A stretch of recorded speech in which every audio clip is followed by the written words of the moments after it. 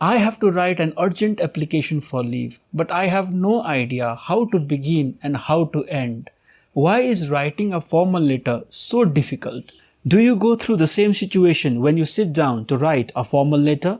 Then you must watch this video. There are situations in life when writing becomes unavoidable. I'm sure you also must have written a letter or might have been asked to write sometime or the other. You sit down to write with a pen and paper on the table, but you struggle with the very first word. You have no idea how to begin and how to end. Even those who are fluent in English also find it very difficult to write because writing is an art. I'll be coming up with number of videos on how to write formal letters, and in this video I'm going to discuss about how to write leave applications. Next 5 to 10 minutes is going to be very important because in next 5 to 10 minutes I'm going to discuss simple yet very effective method of writing leave applications. If you stay with this video for next 5 to 10 minutes, I guarantee you that your next leave application is going to be very powerful. Hello friends, my name is Bharat and you are watching English with Mr. B. I am a teacher by profession and have been teaching English grammar, written and spoken English for past more than 16 years. If you are visiting this channel for the first time, I welcome you all to be a part of this wonderful YouTube family simply by clicking the subscribe button. Before I made this video, I was going through a number of videos on YouTube to see how others have made the video, and in most cases I noticed that they have given more emphasis on the format of the formal letters, and a very little is talked about how to write the content of the formal letter. I agree that format of the letter is also very important because it gives an idea about what comes next. However, I believe that it is also very important to mention how a body of the letter is to be written, how a body of the letter is to be constructed, because that is the integral part of the letter.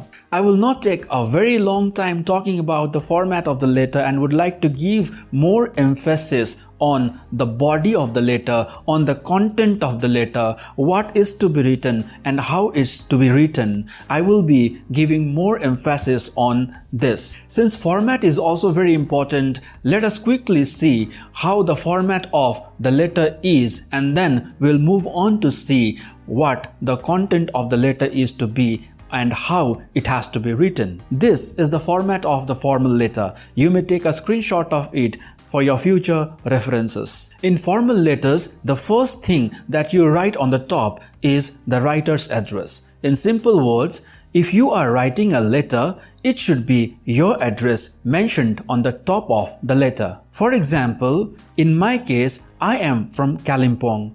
For the first time ever in any of my videos, I am revealing my address. Kalimpong is one of the districts in West Bengal in India. I am not going to write my name on the top of the letter because my name will be written at the bottom of the letter under the signature section. So I would write my address like this on the top. Rishi Road, Kalimpong 734301, West Bengal. The next thing that comes after writer's address is the date. Let's say today is 7th May 2022, so I would write the date like this, 7th May 2022.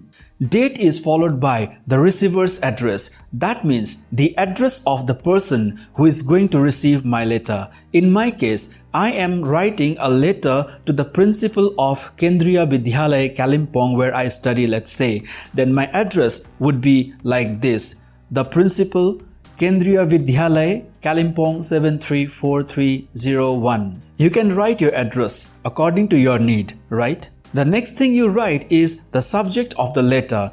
What is the subject of the letter? Subject is nothing but the purpose for which you are writing the letter.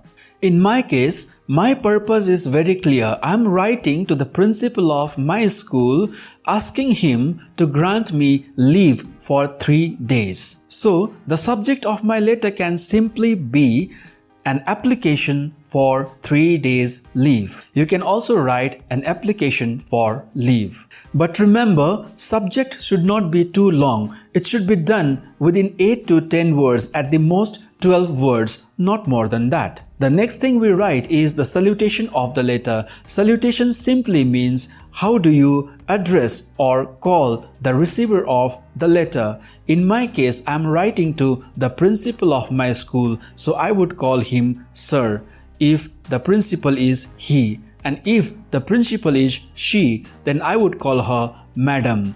If I do not know whether the person who is going to receive my letter is he or she, I would write both, like sir oblique madam. Now we are into the most important part of the letter, that is the body of the letter. This is the part of the letter where you explain your case, situation that you are going through, and request him or her for the leave. I will divide this part into two parts. The first part is all about your situation, your inability to come to school. In this part of the letter, you have to explain the reason why you want to avail the leave. Explain the reason in the first part clearly, and in the second part, request him or her for the leave. Although applications can be written in many ways, the simplest is to mention the reason in the first paragraph and request for the leave in the second paragraph of the letter. Remember, two are reason and request.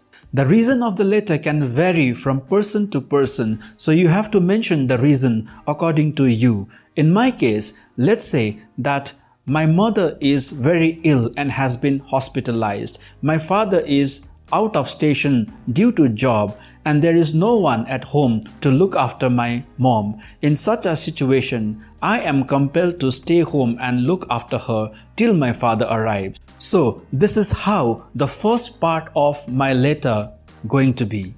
I'd like to inform you that my mother is very ill and has been hospitalized. Yesterday, after her meal in the evening, she suddenly complained of a headache, nausea and vomiting. We tried with some herbal medications at home, but her condition continued to worsen, so I had to rush her to the hospital at the earliest. After examination, the doctor advised her to be hospitalized for a few days. Her blood pressure is still high and is under doctor's supervision. My father is out of station due to his job and will be returning only after 3 days. Since there is no one to look after her and attend her, I have to be there with my mom. In this situation, it will be utterly difficult for me to come to school as usual. This is the first part of the letter where you mention the reason very clearly, and in the second part of the letter, request your principal to grant you 3 days leave. Start with therefore followed by a semicolon. So your second part of the body will look like this. Therefore, I humbly request you to understand my situation and grant me leave for 3 days. I shall cope up with all the lessons and homeworks done in my absence. The second sentence is entirely optional. You may write, you may not write as well. Depends on you. And in the end, you may say, "Thank you for your consideration." In this way, the body of the letter is complete. Now write the subscriptions. Subscriptions can be written in many ways, like your faithfully, faithfully yours, sincerely yours sincerely, etc. In my case, let me write sincerely yours. Now write the signature. Signature means your name. In my case, I will write my name, Bharat Sharma. Sometimes writer's address, dates, etc. are written to the right side of the paper, but I strongly recommend you to write everything starting from writer's address to the signature to the left side of the paper to avoid mistakes. If you are working in an office or doing some kind of job, you may still use the same format for your leave applications. You may change some of the words, like school becomes office and class becomes duty, etc. You can also substitute some common words with other synonymous words. It is always a very good idea to look for the synonymous words of the common words and make your letter more powerful and effective. But remember, when you write anything formal, do not use the shortened forms of the words. For example, do not write haven't, always write have not. Do not write don't, always write do not. Shortened forms of the words are informal and they are not recommended for formal writings. Friends, thank you for being with me till now. If this video has helped you in any way, before you scroll back, do not forget to hit the subscribe button and write your thoughts down in the comment section. That will encourage me to help you out even more and come up with better videos in the days to come. See you next time with another video. Learning is very simple and easy with Mr. B. Take care and stay tuned.